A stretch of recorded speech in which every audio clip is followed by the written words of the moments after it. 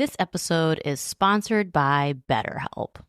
The holidays are over, the decorations are down, and suddenly everything feels a little empty. It's normal to feel the winter blues after the holiday excitement. January, February, and March are by far my least favorite months of the year. It's cold and dark, and I have to get some extra vitamin D on board. I also need to keep my regular scheduled appointments with my therapist.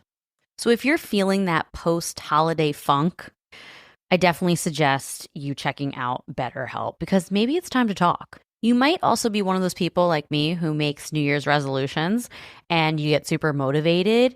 So maybe you need someone behind you to hold you accountable and come up with a plan to meet your goals.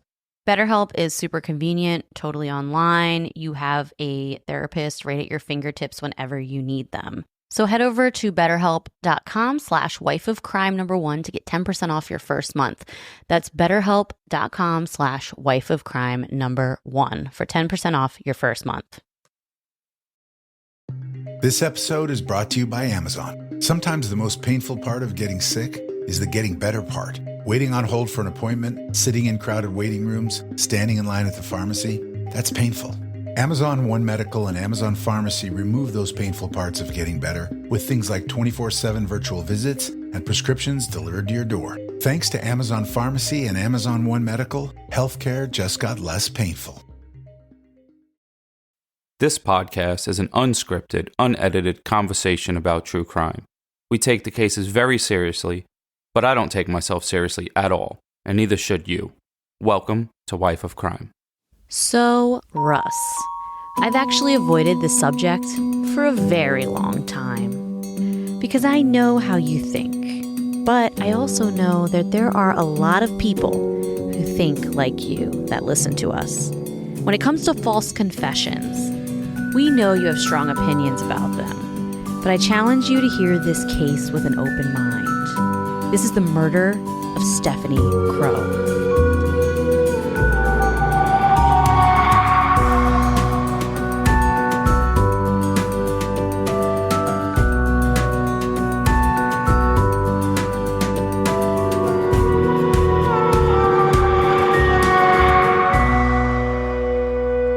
Hello, everyone. Welcome back to Wife of Crime, a true crime podcast where I tell my husband, Russ, true crime stories and he reacts to them. What's up, folks? It's Russ, a.k.a. if your wife's on a diet, you're on a diet, a.k.a. I skipped leg day. I skipped leg day. I didn't expect that. Well, speaking of diets, if you follow me on my sister page, Instagram page called stayfit_stayalive, it's where I do a challenge in January every year, and then I do random challenges and I talk about my fitness journey. And I really just use it to hold myself accountable because if I'm posting, that means I actually have to do the work. But then sometimes I ghost you for a while and you don't see me for a couple months. So what she does is she ghosts you guys. She comes back 15 pounds heavier. And she's like, I saw a new workout on TikTok. So now I'm back. I have a Stanley Cup and stop. I'm ready to go. Listen, for the last 3 years, I've done challenges in January and people have been with me. Yeah. They really have. So don't knock it because you know it's true. The worst part about your wife being on a new diet is that means I'm on a new diet. Yeah, and you should be. And, you know, she acts like it's my choice because we're in the supermarket and she's like, we're like, I'm rolling around and she's, you know, walking. And she's like, what do you want? We go down the chip aisle. And I'm like, oh, I'll take that. No. I'll take that. No. So I'm like, so tell me what to want. So then we roll by. You picked the most unhealthy things. I thought you were going to pick fruit or something. At least be a little healthy. Then I saw a light shining from the heaven on some popcorn that it was, you know, like they have the Smart Food white cheddar, but they had that, but it was Dorito popcorn. And I was like, oh my God. Yeah, he literally did. Other people in the aisle, there was a girl behind him when he when he said it, she started laughing at his reaction because he was so excited about this nacho cheese Dorito flavored Smart Pop. You know what Jess said? That's nacho cheese. And I had to move on, and folks. he couldn't get it because it was too high. He was relying on me to get it off the shelf. Now I feel bad. Yep. Now I feel bad. Yep. Your mom would have got it for me. She probably would have. She would have got it for you. She brought me banana bread today. Shout out to Care. Yes, she. This has gone off the rails. Well, if you want to join me, this is a true crime podcast, folks. By the way, this is yes. So this is for the people. So some right now you could have just skipped all this before you gave us a review that said we talk too much. No, the only people that say that is on Spotify. So the whole point of this is I just started a new challenge on stayfit_stay alive. So if you're ready to make a change and you want to join me, I'm doing 75 soft, which is the lighter version of 75 hard. This sounds like a porno. No, but it does. Go to stayfit_stay alive. Check out the challenge and see if you want to join me. I just started last week and I am doing really good. Yeah, there's nothing to pay for. You just go over there and this is Jess's probably 17th water apparatus to help her drink water every time. Yes, but you bought me the Stanley. Yeah, because you were going to buy a bootleg one, and you were going to be out there looking like a taruntana. So I did. I almost bought a fake Stanley. So I was on Amazon, I don't know what I was looking for. Obviously some cool shit. And I see a taruntana Stanley there. And I'm like, Jess, we have Yeti cups in the house. And it's like, but I need a straw. I do. I need a straw. All right. Anyway, well, you have jobs on this podcast, and one of your jobs is review of the week. All right, folks. So you guys know I do review of the week every week if you leave a review on Apple, and I read the one I want to read. Yep. So this one is from Carnacal. It says, Miss Coabowate and Lieutenant Dan, 5 stars. This podcast is like crack. Jess's storytelling is so passionate and captivating. Russ adds the comic relief you didn't know you needed for a true crime podcast. I thought Russ gave off "Where's My Hug At" vibes when I first started listening, but he grew on me, a.k.a. the mold. Love you guys. Blow up this podcast so I can get my fix more often. You'll binge this within 2 weeks. Wow. So shout out to you. Shout out to you for the 5 stars and the great compliments to me. But you know who are the worst humans in the world? The corns that ask a girl, "Where's my hug?" so they can touch a woman. She thought that you were that guy. And I am not that guy. No. I'm the "don't touch me, bitch" guy. He hates when people touch him, especially strangers. Yeah, I'm not the "where's my hug" guy. And first of all, hugs are awkward for me because I don't know if I should go over the shoulder or under the arm. So it weirds me out, and I hate that I have to hug people. So that's that. Wow. When you read that the first time, were you offended? Yes. Oh, God.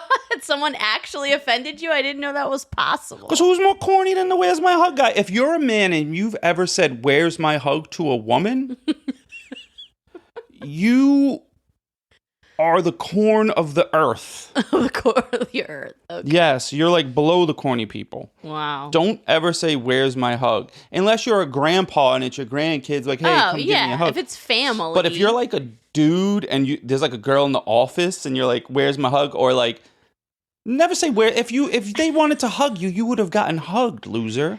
Definitely. All right. So anyway, I'm not that mad. So I'm gonna drink this sip of whiskey and drink away my sorrows. Well, on our Patreon, we just finished our series of Homicide New York. For all the people who are on the Apple subscription, the last 2 episodes are coming. Apple sucks, and the subscription takes forever to load episodes, just so you know. But still stay there and pay. But stay there, but they're coming. So we just finished up 5 episodes in a row. I thought it was so good. All the patrons enjoyed it. Everybody loved it. And we had a good time reminiscing about New York, talking about you growing up in New York. It was a really good time. Yeah. The documentaries were pretty good because they were 5 separate documentaries, and you guys should go watch it. What's it called? Homicide, New York. And we spoke about it each episode individually, and somehow our episodes are always longer than the actual episode. Yeah, our episodes of the coverage is longer. Our reviews are longer than the episode we're watching every time. How, Sway? I don't know. We talk to each other 24/7. How do we have this much to talk about?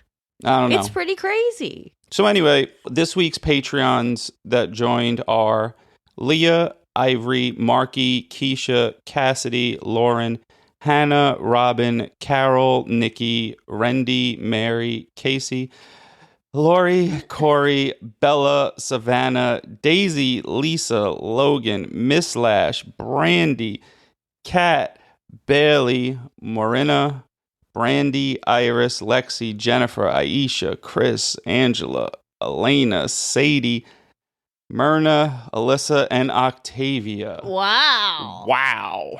You read all of that. Good. Stop insulting me. So No, I'm not. You did. That's a lot of names. You read good. cheers to you guys. Well, each name is at only like 7 letters at most. And maybe 2 syllables. Cheers to you guys. I really didn't mean it as an insult, I swear. I really just thought you did a good job. Well, it's like a backhanded compliment. No, I was really trying to be nice. Like when I was young, I grew up watching LeVar Burton on The Reading Rainbow. So Yeah. So then you learned how to read. Yep. Okay. So I have avoided this subject for a very long time. Mainly because I know how you think, and I know that your initial reaction to this type of case is really going to annoy me. Dumb.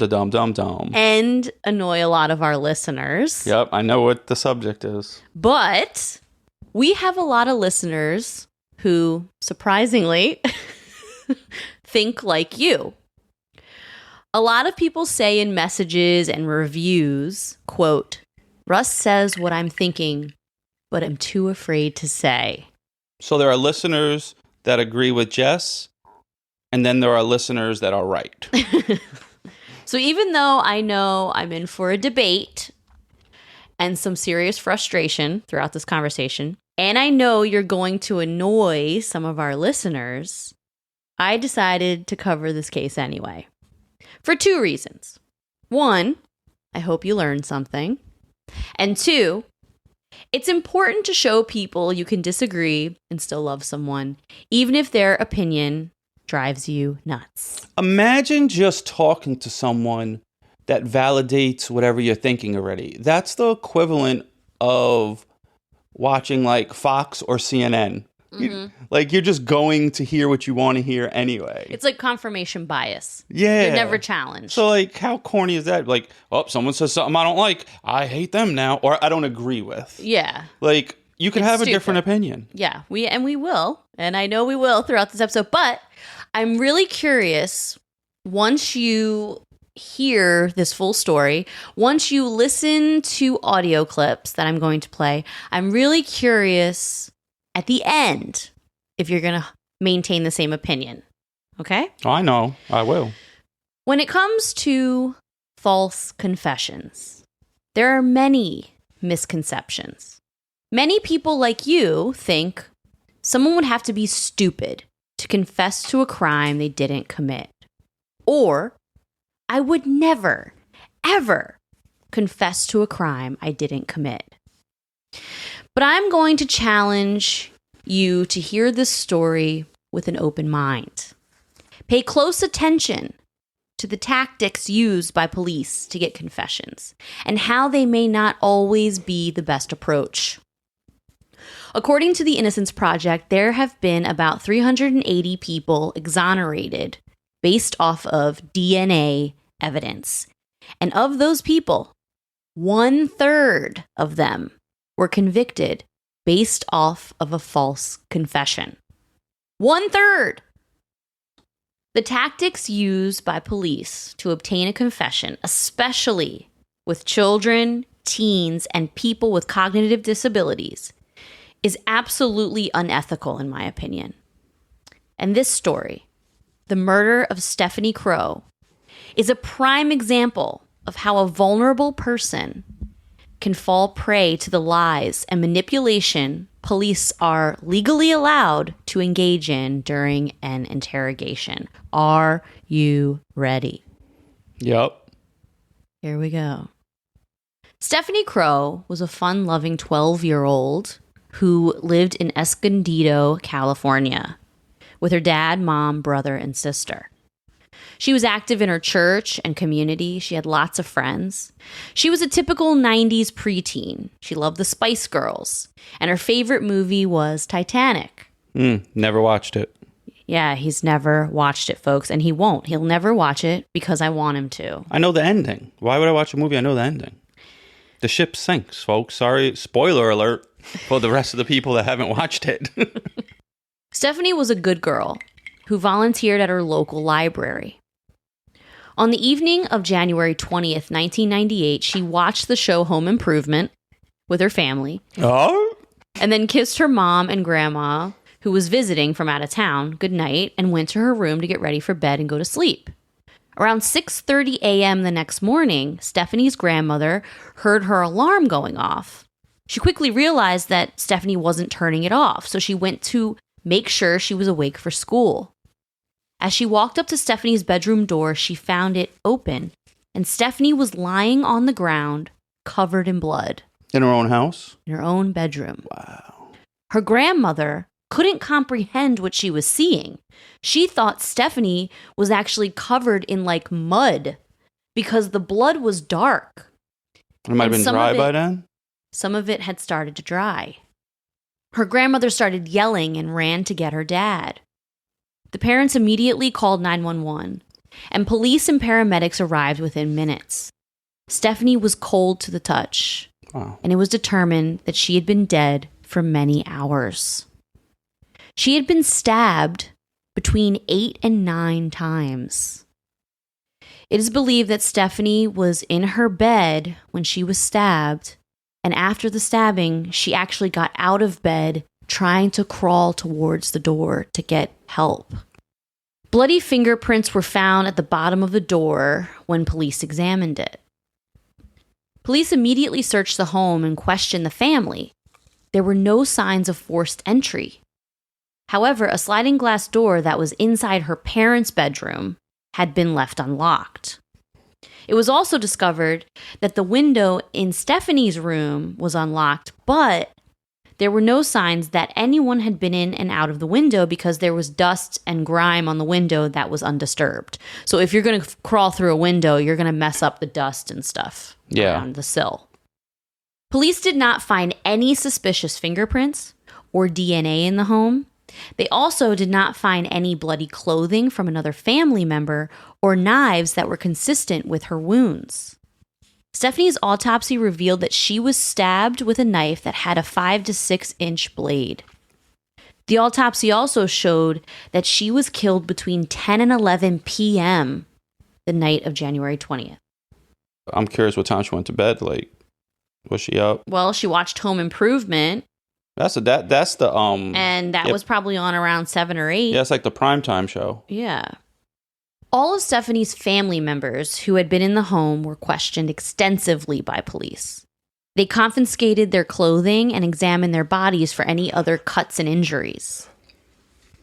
As the police were questioning the family and searching the home, they noticed that Stephanie's 14-year-old brother, Michael, seemed preoccupied and distant. While the family was crying and very upset, he was in the corner playing on his Game Boy. And this made the cops really uncomfortable.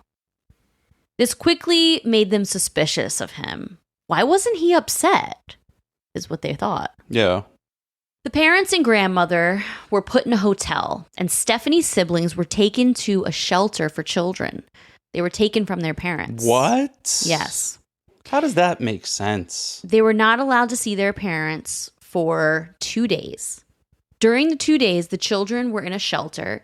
Is this in America? Yes. I was like, what country is this that would let people just take their children from them after one of their children were killed? Well, they suspected the parents could have done it because it didn't seem like someone came in. They were questioning family members in the home. Oh. I mean, I'm not saying it's good that their kids were taken away. I'm just saying that's why they did it. Okay. During the 2 days the children were in the shelter, they were questioned without the parents' knowledge. The parents had no idea the police were questioning their kids. And so that means there were no attorneys present. Well, the parents had no idea what was going on with their children at all because they were taken from them. Yeah. Police took Michael to the police station on several occasions over the course of a few days and questioned him for multiple hours at a time. He quickly became the prime suspect. He was singled out because police thought that it had to be someone in the family. It had to be an inside job. Like I said, because he and his siblings were in a shelter, Michael was isolated from the family and questioned without a lawyer or parent present. The police told Michael that his parents weren't there because they believed he killed his sister. This isolation is a common tactic to increase psychological pressure on a suspect, and police exploit this by pretending to be on the suspect's side, making them believe that they're there to help them to get to the bottom of it. And to a 14-year-old who has never been in trouble with the law, who has been told to trust police, this causes Michael to begin seeing the police as his helper, his lifeline even. Yeah. Police also brought a small machine into the room, and it's called a truth verification exam. AKA lie detector test? So it's not a polygraph, but it's a machine that measures the inflection of your voice and can apparently tell you're lying. Apparently. I definitely laughed when you said that. They apparently get. It's obviously highly controversial and criticized, but this machine has been used in multiple cases. It's like the equivalent of a polygraph. The officer even had Michael help write the questions that he was going to answer. Whoa. Making it seem like Michael was helping the cops rule him out. What are some things we want to learn here, do you think? If I know who did it, if I did it. Okay, well let's do that then. Do you know who, let's say, took Stephanie's life? No. Okay, would that be a good, fair question? Yes. Okay, do you know who took? Do you know how she died? No. Once they come up with the 12 questions, Michael signs the paper they wrote the questions on, saying he's about to take the exam. Not realizing that this signature actually makes the findings of this exam admissible in court. Which makes no sense to me. Yeah, they allow polygraphs in court. The results of polygraphs, they allow the results of this exam in court. But they're not scientific. It doesn't matter. They still allow them. It's junk science that someone made up. 100%. But they're allowed. It's like saying, yo, you know what, guys? We're going to call Russ the profiler and he's going to ask you questions and he's going to decide whether you're innocent or guilty by what he thinks. So you're junk science? Yeah, I'm junk science. It's the equivalent of that. Russ, a.k.a. junk science. Yeah. Well, Michael then takes the test. Are you sitting down? Yes. Do you know who took Stephanie's life? No. Is today Thursday? Yes. Did you take Stephanie's life? No. That was him taking the test.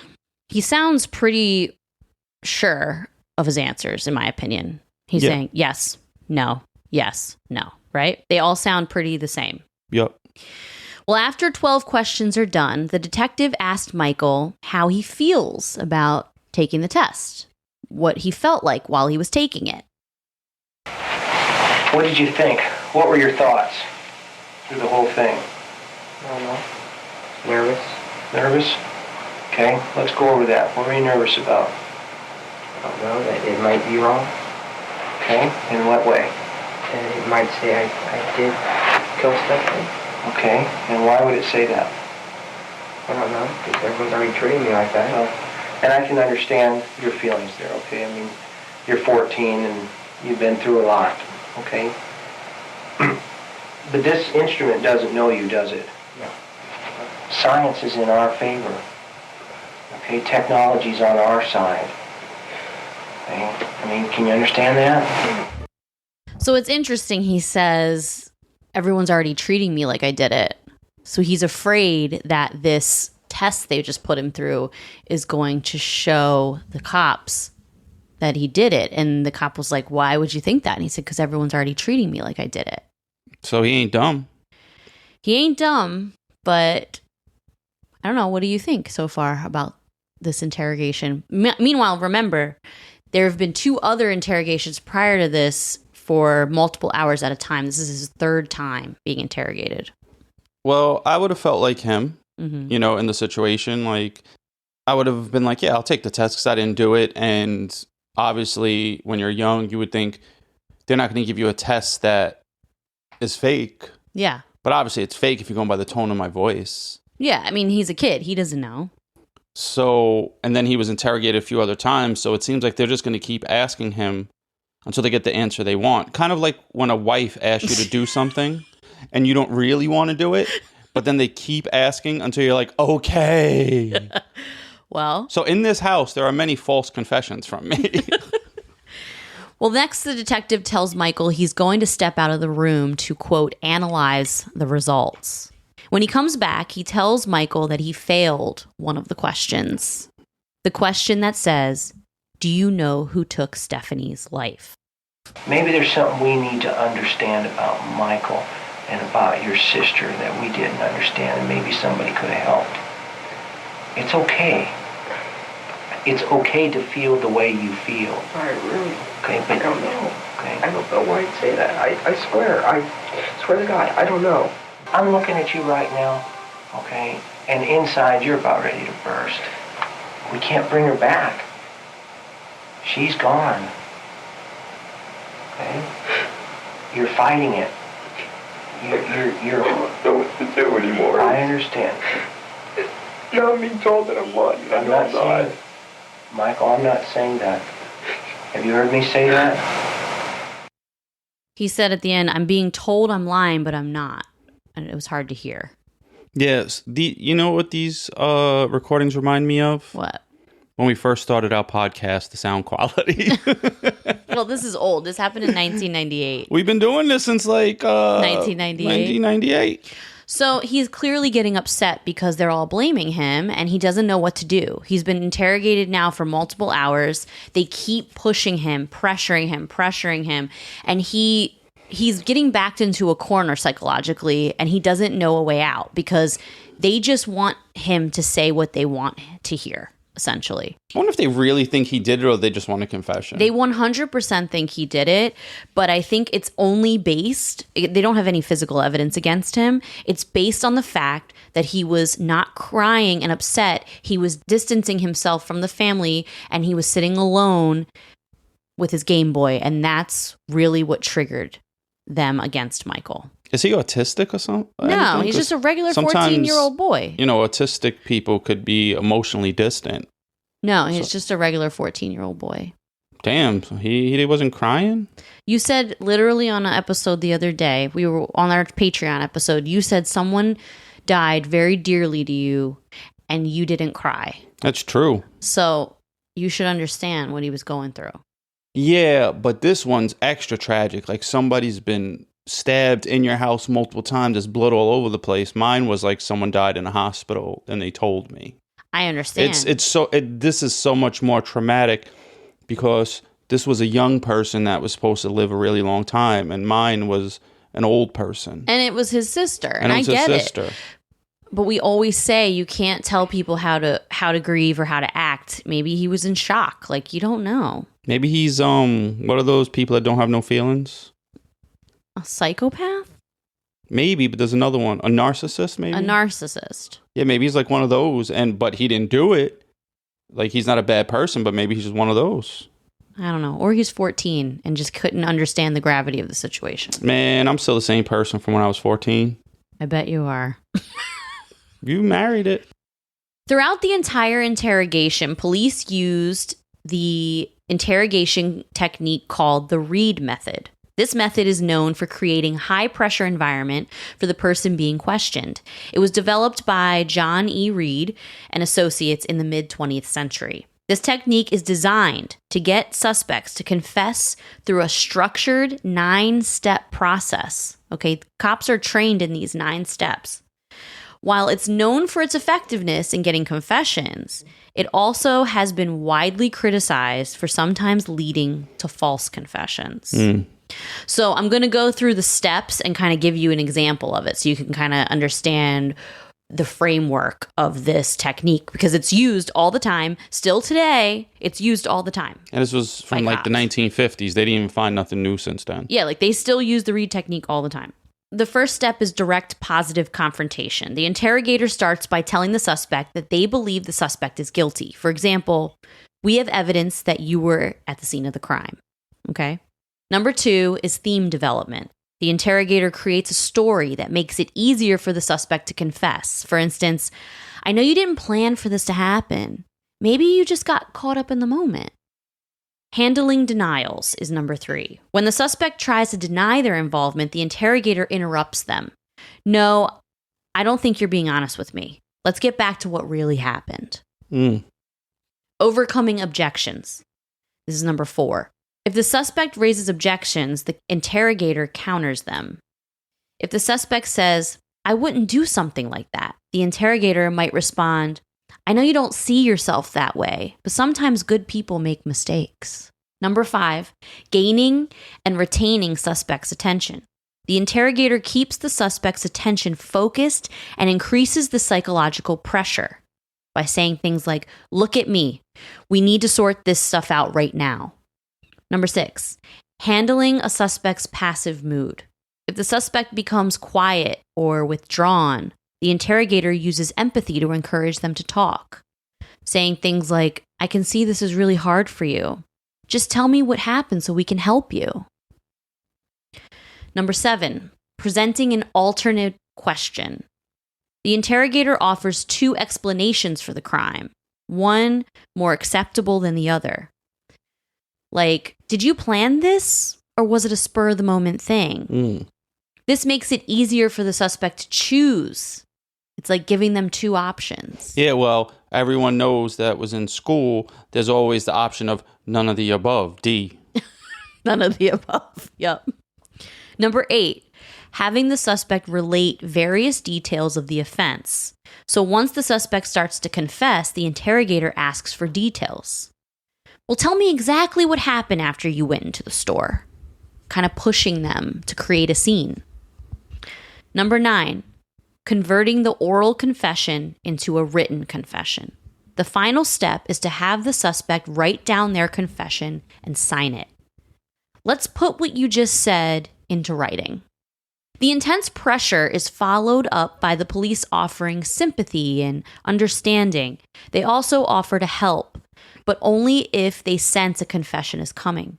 Critics of this method state that it produces a large amount of false confessions, especially among young suspects and people with like mental impairments. See, my thing is the people that say this produces a lot of false confessions, what way would they want them to interrogate then? If you're telling me what I'm doing is wrong, you have to give me an alternative method. I'm sure there are alternative methods out there. And we're going to talk later on in the story about laws that have been changed. And this case is one of the reasons a law was changed later in California. But we'll discuss that later. Everyone knows that listens to this show. You know, everyone's down with the crime family, wife crime. Yep. That all you got to do, this is what we do in the Bronx. Cops put you in a room. They say, yada, yada, yada. You say, eat a dick. I need a lawyer. Yes, but he's 14. That's the thing. We got to tell our kids to say that. Well, really, in the Bronx, they don't say eat a dick. They're going to say SMD. You guys fill in the lines. Yeah. Everyone says it. Even girls say that in New York. They do. It's great. I always find that so awkward when a girl says that. Yeah, it's weird. During the beginning of Michael's interrogation, he maintained adamantly, for the first 2 days, he maintained that he didn't do anything to hurt his sister. He said numerous times that he never would. But police kept pressure on him, kept him in a small room for hours, hungry and tired, and over the course of 2 days, they psychologically wore him down. They say, Michael, we have your hair in her hand.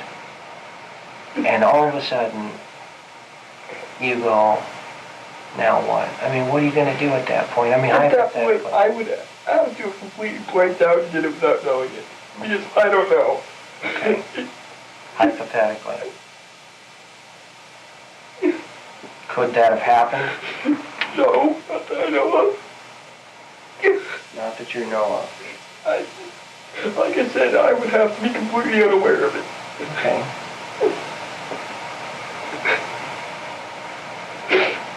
Have you ever blacked out before? No, never. Okay, I believe you. I believe you. If I knew who did it, you would know. Everyone would know right now. Okay, why? I just whoever did it, if I ever find out, I'll hate them forever. I loved her. I loved her deeply. And you did.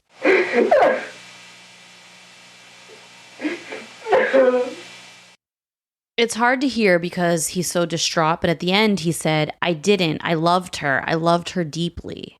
Yeah, and then when they say, hypothetically, if you would have done it, if I answer anything hypothetically, it's hypothetic. Well, I didn't do it. Yeah. I didn't do it. You're asking me for an imaginary situation. And this is how false confessions happen. Yeah, but someone like me would have been, first of all, when I was young, I would have said, I don't know what hypothetic means. Hypothetical. Yeah, get your hypothetical ass away from me. SMD, and that's it. I know, Russ, but you have to understand that, especially, there are many different personalities in this world, and there are many different kids with different personalities, and you have a very strong personality, and I can only imagine as a teenager what you acted like, or as a kid what you were like, but not every kid is like you. Not every kid is going to disrespect police. He was raised in a good family, and he thought the police are always here to help me. He thought they were on his side. Like, he was being manipulated. That's fucked up. It's fucked up. I bet that kids that come from like good families and families that are always together and just like they have a easier life than maybe like a kid growing up in the city that is growing up on food stamps, or you tend to think that everything is just okay and no one's out to get you. Yeah. When you grow up poor, you feel like more people are out to get you. People are stealing, you're stealing, whatever. Like, it's just a harder world you're growing up in, so you don't trust everyone. So you won't trust these cops.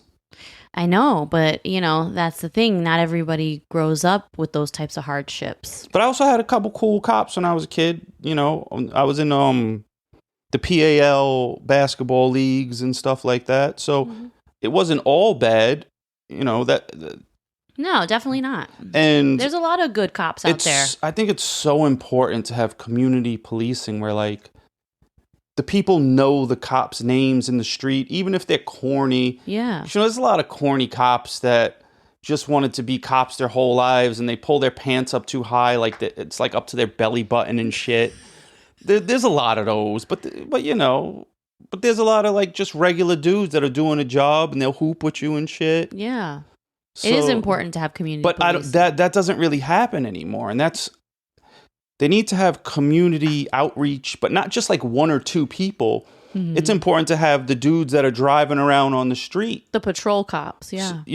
Have them at the basketball court, have them at the community center, and not being arrogant. Yeah. Like, this is just my job. I'm keeping the community safe. I'm one of you. Yeah, 100%. But it doesn't go down like that, and that's where the disconnect has happened in society. And that's why there's all happens to be all these protests, and you see a couple, someone will get killed, and other police officers won't speak up about like, oh, this cop was a piece of shit. Yeah. So eventually there starts to become a disconnect between police and the people. Yeah. It's so sad. # vote for Russ. He's for us. And we'll get police you can trust. All right. You guys already know because we have been talking about them for a while now. Via Hemp is by far one of our favorite sponsors we've ever had, okay? We use their products all the time. Maybe you're a little like me. You're a little anxious. You have a hard time settling down. You're kind of wound up a lot. If that's you, Via Hemp products are for you. Check out their website. You will find something that speaks to you. Maybe you're like Russ. You have a hard time sleeping because you have bad nerve pain or chronic pain. then Via Hemp is for you because their gummies will help you get some quality sleep. Maybe you're looking to have a really good time. Maybe you just really like edibles. You want to laugh. You want to get the munchies. You want to watch a movie and have a really strong belly laugh. Then Via Hemp products are for you, okay? They're literally for everybody. So head over to viahemp.com, promo code wifeofcrime1 to get 15% off your first order. That's VIIAHEMP.com. Wife of Crime #1 for 15% off your first order. Last year, Save More Money was the most popular New Year's resolution in America. Clearly, a lot of us feel like our money is slipping through our fingers. Well, I don't know about you, but I'm not the best saver, and I don't know much about investing until I started saving and investing with Acorns. Turns out you don't have to be an expert at all because Acorns will recommend a diversified portfolio that fits you and your money goals. And I always thought that when people say, ooh, I invest in stocks, that they had a ton of money or something. Well, you don't need to be rich. Acorns lets you invest with the spare money you've got right now. You can literally start with $5. And you know you guys are spending that at Starbucks on these fancy lattes. So skip the coffee and invest with Acorns. You don't even need a ton of time. Like you can just sign up and start investing within 5 minutes. Head over to acorns.com/wifeofcrime or download the Acorns app to start saving and investing for your future today. That's acorns.com/wifeofcrime. As Michael was being questioned, this is the timeline that he told police that happened that night. He told them that he got up around 4:30 a.m. due to a headache. He left his bedroom, went to the kitchen and took some Tylenol and drank a glass of milk. 14-year-old kids do that? I never took Tylenol. Oh. Like random, like I have a headache, I'm going to take Tylenol without asking my mom for medicine. Maybe he'd done it before. Who is this guy, Mr. Belvedere? He stated that he was away from his bedroom for approximately 15 minutes. Police found this to be shady since his bedroom was across from Stephanie's, and she was lying just inside of her open door. But Michael claimed he didn't see her. Police begin to lie to Michael. They tell him that they have physical evidence against him, that they found blood in his bedroom. You know there was a lot of blood. It's very difficult. It's very difficult. You need to stay with me, Michael. It's very difficult for the person who did it not to get blood on him. Yeah. Okay? And not to transfer that blood to other parts of the house. Yeah. We found blood in your room already. God.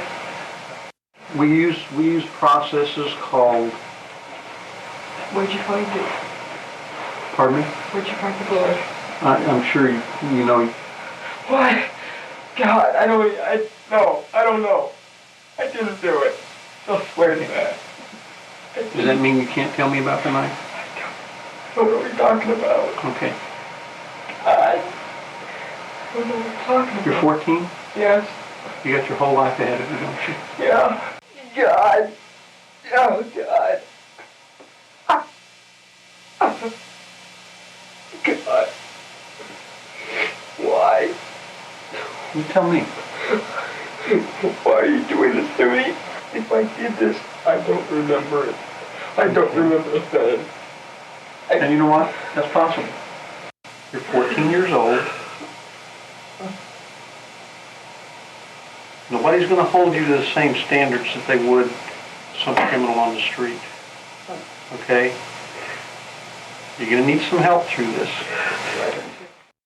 I feel so bad for this kid. I really do. If he didn't do it, I feel bad. And obviously, this is a false confession episode. So he didn't do it. So he didn't. The detective goes on to tell Michael, I have a way you can make this easier for everyone, and it can help your case. I want you to write a letter to your sister, telling her what you did and why you did it. The detectives gave him a pen and paper and left him alone in the room for 25 minutes. His letter states, "Dear Stephanie, they're putting me through hell, and maybe that's what I deserve. If I did do this, then I'm insane. The only way I know I did is because they told me I did it. I want you to know I was not myself if I did this. I love you." That's what he wrote. That's not a confession. After a 6-hour interrogation session following this letter, Michael gave a vague confession. He provided no details and said he could not remember doing it. The interrogation was videotaped, and at times throughout the whole 2-day ordeal, he can be heard saying, "I'm only saying this because it's what you want to hear." The police then say, "If you tell us the details, we will help you." And you have my personal guarantee that the help you need to accept this is going to be forthcoming. That is what the system is geared for. I want to go down that path. No. Cut it out, Mike. Cut it out. God. The reason I'm sounding impatient, Mike, is the 11th hour is rapidly approaching. All this evidence is going to be in. You put a rush on some things that, quite frankly, is going to bury you, my friend. And you need to head that off at the pass. You need to take the step over here first before you're hit with this avalanche. They're really putting pressure on him at this point. The What's 11th hour is here. What's the 11th hour? I got many more hours. That's not the last one. Well, they're using that to put pressure on him, saying like, we gotta get this, you have to just tell us what happened. That's what I told you in one of the steps. Let me remind you, they have nothing on him. The only thing they have is that he was playing a Game Boy the day of her murder. So Michael literally tells police what they want to hear. And he tells them he will lie just to give them what they want. But it won't, I'll lie. I'll have to make it Tell up. us the story, Michael. That night, got a knife. Went to the room. And I stabbed her. How many times did you stab her? Saved me life 3 times. Because don't be afraid of it. I'd rather die than go to jail. Okay. Where'd you get the knife? I don't know where I did. What did you do with the knife afterwards? I don't know what I do with the knife. Give me some of these details. Not your hollow lying. It's a little hard to understand. It is. In the beginning, he says, "I'll lie. I'll just lie." Yeah, I heard that. So how would you be able to use that as a confession unless they chopped it up and took that part out? Well, they used a written confession. That was his confession. This is all videotaped, but what they submitted to court was a written confession, because then he goes on to say, "I'll make it up. I went into the kitchen, I grabbed a knife, and I stabbed her." And then the cop said, "How many times did you stab her, Michael?" And he said 3 times. But we know she was stabbed, 8 times. Michael again asks for his parents, and the police reiterate that his parents know he killed his sister and they want nothing to do with him. Are you allowed to interrogate a kid like this without their parents? Yes. In a lot of states, you are. Now, in the state of California, I don't think you are. But the Central Park 5 case, perfect example. A bunch of kids get interrogated without their parents present. Police literally tell him his parents hate him. Those are their exact words. They say that to him. That's fucked up. So now this kid feels like there's no hope. And they say that his parents want nothing to do with him ever again. The cops tell him that they are the only ones on his side now. Michael's demeanor immediately changes after the cops say this, and he becomes a lot more flat. He stops crying. He starts becoming emotionally detached. He's completely defeated, and he disassociates himself from the entire situation. The police ask him what his motive was, and he goes on to say he was jealous of his sister. Oh. Stephanie was a threat to him. She was good, if not better than he was, and that it made him feel worthless. He was arrested and charged with Stephanie's murder on January 23rd, 1998. The police said the motive was sibling rivalry. Michael was not even allowed to attend his sister's funeral. How sad is that? How old was she? 12. Wow. Escondido police, along with nearby Oceanside police, also questioned two of Michael's friends, Joshua Treadway and Aaron Hauser. Both boys were 15 at the time. On January 22nd, detectives went to Joshua's house to question him. While they were there, they saw a knife in plain view on the counter. When they asked Joshua who owned the knife, he said it was his brother's. When detectives asked his brother said, no, it's Joshua's. So on January 26th, detectives obtained a search warrant for Joshua's house. This is just one of Michael's friends, by the way, based on the knife that they had seen while they were questioning him. However, prior to the search, Aaron's mom called the police and told them that a knife belonging to her son was missing. How would you even know it's missing? That's crazy. Because it's one of his knives. He was like a hunting knife or a pocket knife or whatever. No, but why would you think to go looking through his stuff and why would you call police? Based on this, a search warrant was also obtained for Aaron's house. Aaron was questioned by police, and the questions focused on Michael's possible involvement. Aaron told police that Michael didn't get along with his parents that well, and that he had a make-believe list of people that he would kill. This is what Aaron said in his interrogation. Aaron denied any involvement in the murder. He was questioned for many hours as well. He never confessed, but he said if he did do it, he would have tucked the knife in the back of his pants so that he could easily grab it. He also said that he would wear spare clothing so that he could quickly leave and destroy all the evidence. Now, when you hear me say this is what Aaron said during an interrogation, right? This is what he said. It's easy to go, oh, well, why is he saying all these details? This is fishy. But same thing that what's his name did. Exactly. But if you hear a recording of how it actually went down, it's a whole different situation.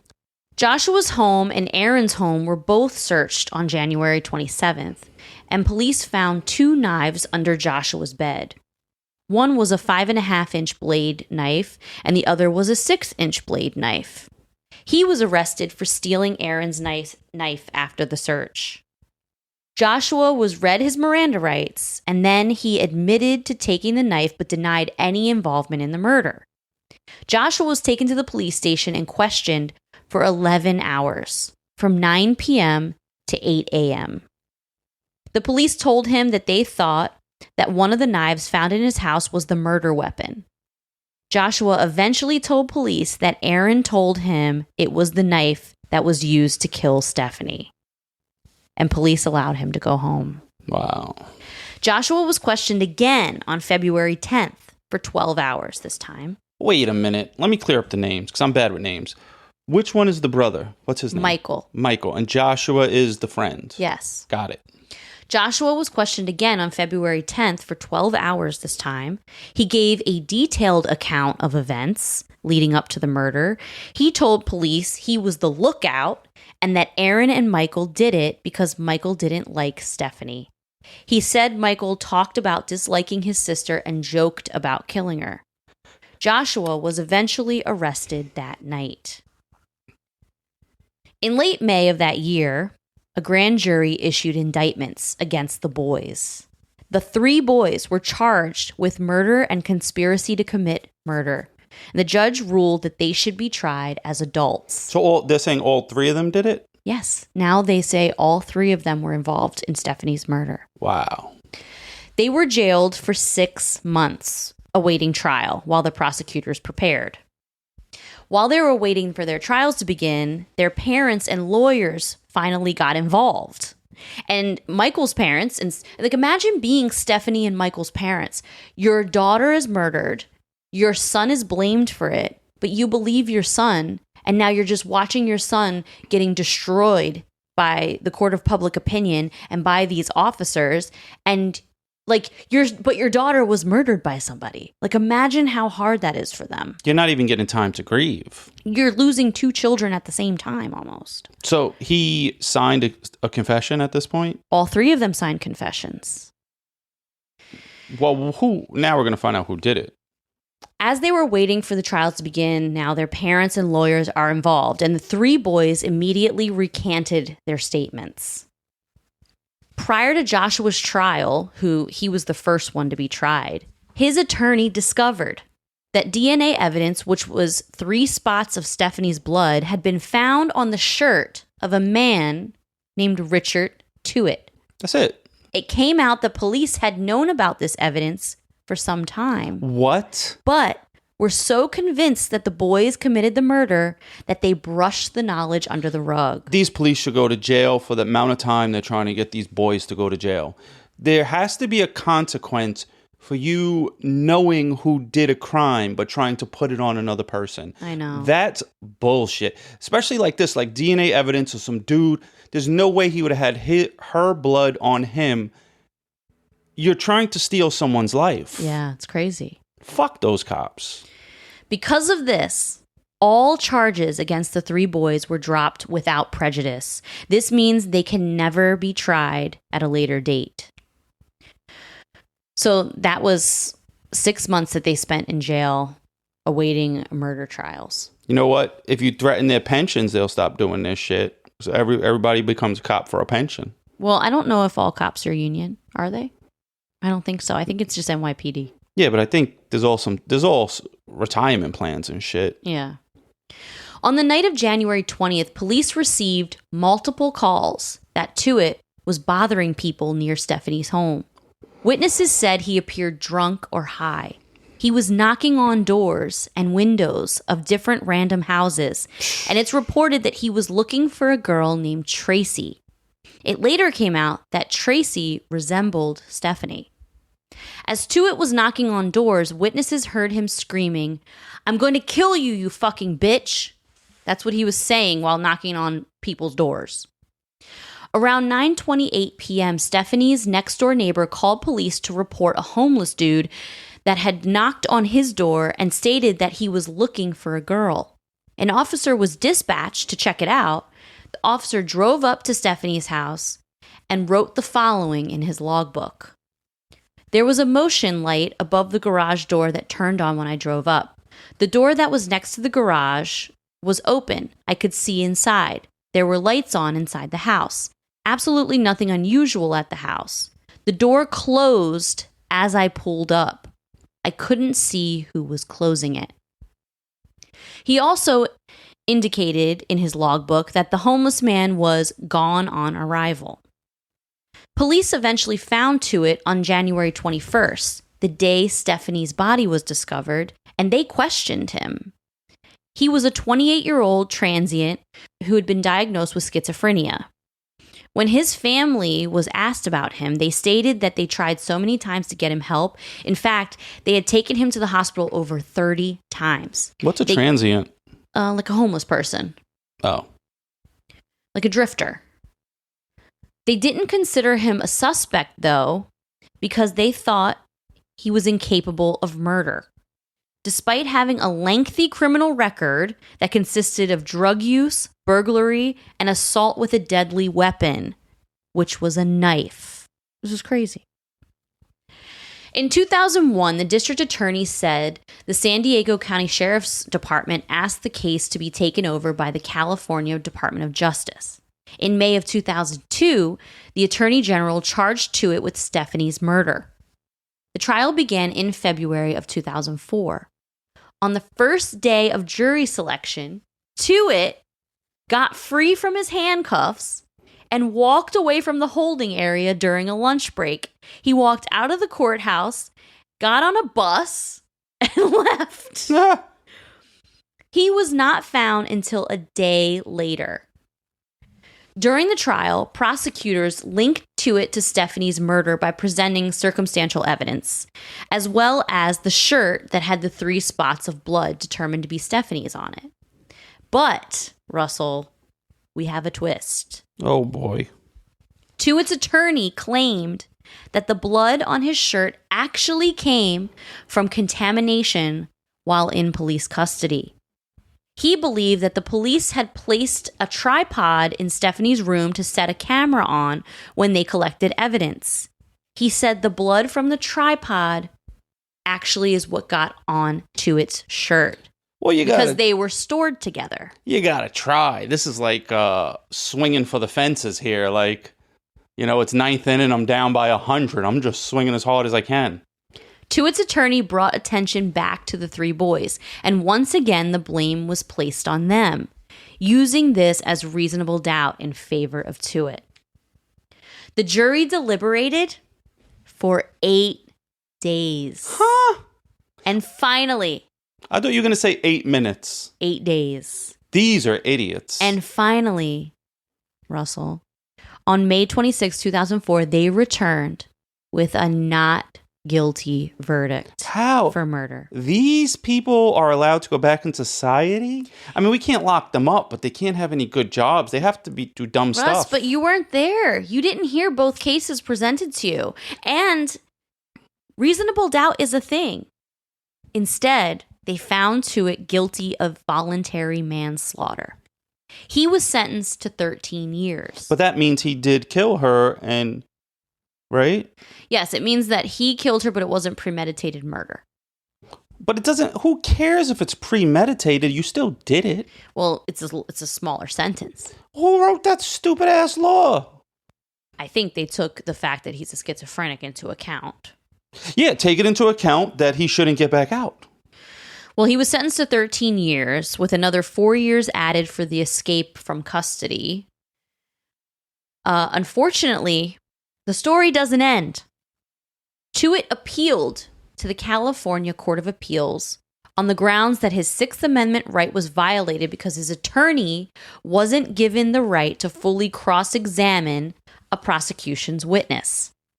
So on December 14th, 2006, the court found that the judge in the trial had committed a constitutional error in limiting the cross-examination of the witness. However, they held that the error was harmless and they affirmed the conviction. But on September 8th, 2011, Jess's birthday, my birthday, a panel of U.S. Court of Appeals for the Ninth Circuit voted 2-1 to overturn the voluntary manslaughter conviction. Wait, who voted this? The Court of Appeals, the U.S. Court of Appeals. These people are stupid. They stated that the trial was unfair due to the judge limiting the cross-examination.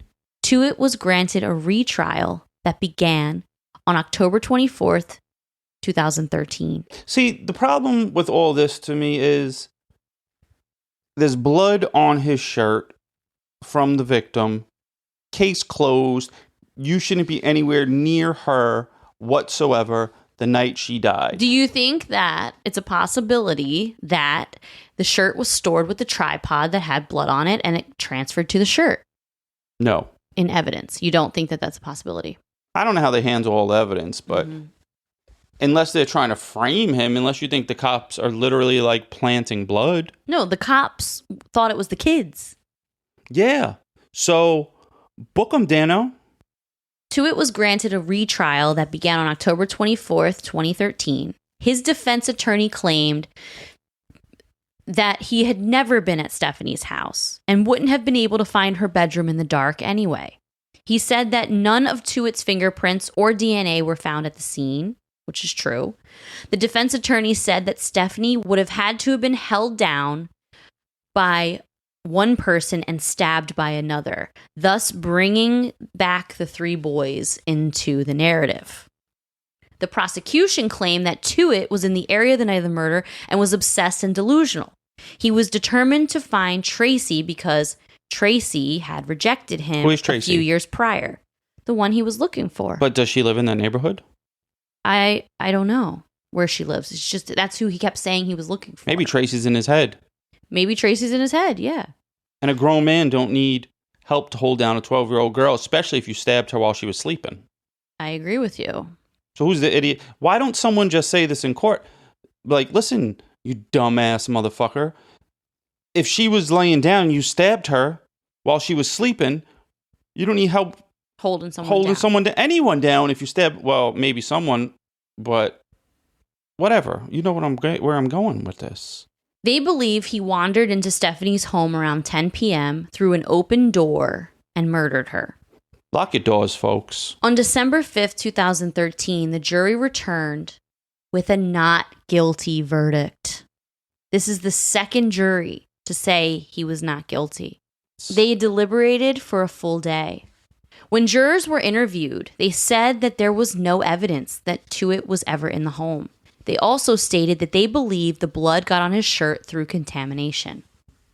Stephanie's mother told the media that he slipped out of the San Diego courthouse. If he can slip out of there, you can slip in and out of somebody's house.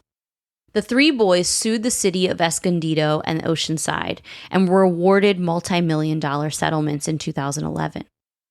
In 2012, a judge ruled that all three boys were factually innocent and could never be tried for the murder of Stephanie again. But sadly, her case is still unsolved. What? Yeah, no one's ever been convicted of this crime. So what's the point of DNA evidence? That doesn't make sense. Well, it's not necessarily DNA evidence. It's blood spatter evidence. That's on his shirt from a house he should not be in. Yeah, no, I agree with you. Listen, I personally agree. I think that Tuitt is guilty of this crime. But when you are presented with the evidence of there's no evidence he was in there and the possibility of the contamination as a jury, it is probably hard to convict somebody with that much doubt. This is bullshit. Well, it shows that the defense attorney was a better lawyer than the prosecutor. The pops needs to take care of this dude. What? The pops, the dad. Mm-hmm. He needs to go find this guy and take care of him. I know, but he has other kids, and he would go to jail. Like, you know. But how could he even get convicted if he killed him? Because it would just be, maybe it was contaminated. Stephanie was an innocent young girl with so much life ahead of her, and it was abruptly cut short. Her parents lost their daughter and almost lost their son. Michael lost his sister and then was blamed for it, which is psychologically traumatizing. They made a movie about this case. It's called Interrogation, the Case of Michael Crowe or something like that. But they made a movie about it because it was such a poignant example of a false confession. False confessions raise serious legal and ethical issues. In court, confessions are powerful evidence and can heavily influence juries and judges. A lot of times people will take a confession over DNA evidence. If someone says they did it, that's it. So I'm the same. You're not the same after hearing that because you agreed throughout the episode that was bullshit what they were putting him through. Yeah, but if you say you did it, I'm going to be like, you did it. But he said he did it. But before he said he did it, he said, I'm going to lie. Yeah. That's a false confession. That's a coerced false confession. Well, Russ. Someone corroborated the story. Russ, seriously though, stop just dying on this hill. I want you to try to see this side of the story and stop just staying on your side blindly. I'm not. The dude had DNA evidence. No, I'm talking about Michael. Is the only way Michael could have gotten off for me. You are 100. If you said you did it, to me, you're 100% guilty unless there is scientific evidence pointing elsewhere. Even after listening to all those recordings, you're telling me that you still think he did it because he said I did it. No, I don't think he did it, but I think the jury, they're not going to hear the part before the confessions. They're only going to hear the confession part, right? Yes. So the jury in the jury's eyes, he's guilty, but he didn't do it. But the only way you can get off if you confessed you did it, unless DNA evidence proves you did not do it. Russ, you're driving me nuts. That's how I feel. You just said I didn't do it because I've heard the whole interrogation, but the jury did not. A false confession can lead to wrongful convictions, meaning innocent people go to prison while the real criminals are free. To address these problems, some places have made changes, like recording entire interrogations, providing legal representations during questioning, and using less coercive interrogation methods. These measures help protect suspects' rights and reduce false confessions. Using this case as one of the references, the state of California just passed a law that now makes it illegal for police to lie to suspects who are minors and or are cognitively or psychologically impaired during interrogations. It's called the Deceptions Bill, and it passed with an overwhelming majority. Starting this year, California law enforcement will be prohibited from using threats, physical harm, deception, or psychologically manipulative interrogation tactics, but only towards minors and people with cognitive disabilities. Well, so regular adults can still have all of that used against them. My thing is, in this current society, we all have mental health issues. It's going to be very hard to say who doesn't have cognitive issues. Have you been to therapy ever in your life? Cognitive issues. No, Russ. It's going to be very easy to be diagnosed nowadays with mental health. So if you had any mental health issues, now you might get dismissed. And that can't be good. What I think could happen there is cops will do their lying, say, I saw you do it, or blah, blah, blah. And someone that is normal, but, can go and get a diagnosis somewhere stating I have anxiety, I have something that's like cognitive issues. Everyone who does not have a mental health issue. So that means they can't use these tactics on no one. Well, they will. But then it's very easy to say, my client has cognitive issues. Well, do you believe that cops should be able to lie during interrogation to you? Wouldn't you want them to lie to get a confession from a real serial killer? Or someone who fucking killed your family while they were sleeping? Wouldn't you want them to use any tactics to get that person locked up and not back out on the street? I would, but I would want them to get the right person. Yes. But if they have to fucking tiptoe all over the place, how are they going to do their job?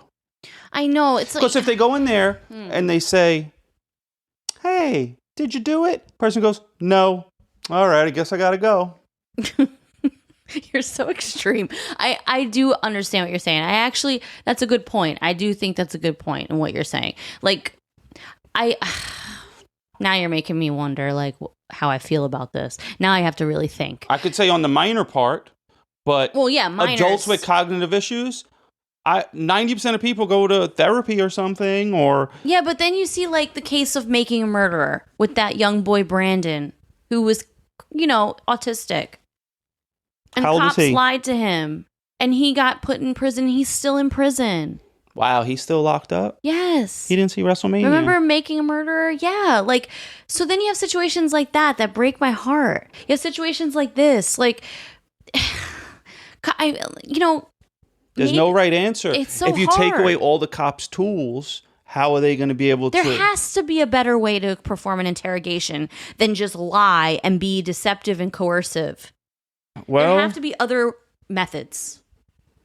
I mean, how many guilty, bad people are in jail because they used these tactics and got them off the streets? No, that's true. I mean, that's a good point. There probably are a lot.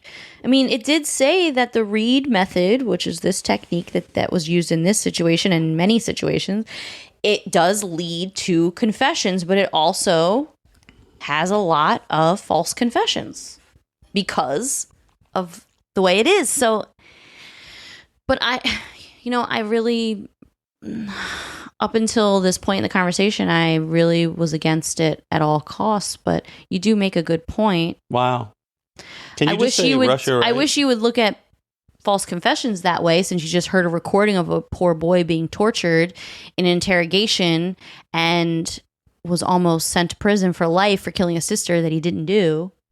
I would change the law to you can't use it against minors, but if you're not a minor, I would just leave it. Hashtag vote for us, even though someone said hashtags are the old thing and they can't happen no more. Shout out to you. I'll read your review probably next. But you know what, though? Psychological disabilities and cognitive disabilities are two very different things. You know, having anxiety is not the same thing. There's a thin as line. Being no, Russ. Having a psychological disorder is not the same thing as having a cognitive disorder. There's a very thin line, Jess, because what if your anxiety is extreme and you can't go outside? And it's a blurry line there that it crosses. It's not like this is this, this is this. It's a blur. And where does that line get drawn? I don't know. People get diagnosed, so like it's not and it doesn't matter. necessarily a blur. Like yes, if someone's it is. diagnosed with autism, that's not the same thing as being diagnosed with, I don't know, something like general anxiety disorder. It's really different. Yes, but if you have heavy anxiety, or maybe it could be confused. They act similar ways. You know, I've seen people that have anxiety that just appear like a nutcase. And some probably be mad at me. You said someone anxiety had nutcase. It's probably because you act like that. But well, I have anxiety. yeah, you crazy. Absolutely crazy. You spin around this house like the Tasmanian devil. Like Well, I'm curious what you guys think. I mean, obviously, this case is a prime example of a false confession. There's no way around it. Like, obviously, that's what happened here. And I hope, Russ, that you learned something about tactics used when interrogating people. And I hope that you saw firsthand that a false confession actually can happen and it can be a real false confession. Well, I did see that. Okay. And I would still never do one no matter what. Okay. Well, you might, but you could see how other people could get caught up in that. Could you do a false confession? I don't know. When I was younger and more naive and didn't know that cops were allowed to lie to you and all this stuff, maybe they could have misconstrued my words. Maybe I would have said, oh, I'll just lie and then say what they want to hear to get out of the room because I was pressured. Damn. But that was years ago before I knew all of this. Guys. The more you know. Just like the rainbow, the more you know. I don't even know what that means. From PBS? Just remember, folks, SMD. Cops will not want to talk to you. They get very angry. Well, I'm just curious what everybody else thinks about this. So feel free to comment on our post. Let us know what you thought of this episode. It broke my heart listening to this recording, but I thought it was a prime example of a false confession for everyone who thinks like Russ and believed before that false confessions can't happen. This is a prime example of how they do. And I hope you learned something this episode. I did not believe they can't happen. I believe they could happen. It's not like impossible. All right. Well, I hope you learned something. I always aim to educate. That's my goal. All right, guys, if anyone asks you to confess to anything, whether you did or didn't do it, just don't say shit.